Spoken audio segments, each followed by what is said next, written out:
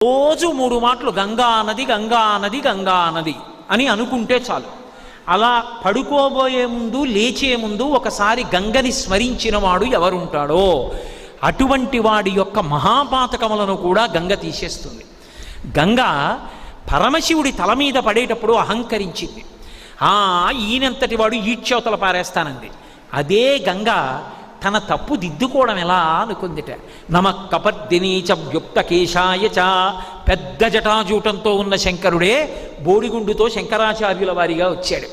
శంకరాచార్యుల వారిగా కాశీపట్టణానికి శంకరులు వస్తూ ఉంటే గంగ కెరటాలు ముందుకొచ్చేట. ఆనాడు నీ శక్తి తెలుసుకోలేక అహంకరించి నెత్తి మీద పడ్డా, ఈనాడు నీ కాళ్ళ మీద పడతానని కెరటాలు ముందుకొచ్చేన కాళ్ళు కడిగేట.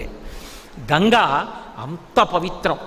ఏ నదినైనా అమ్మా అని కలిపి పిలవడం తక్కువ. యమునమ్మ ఏదో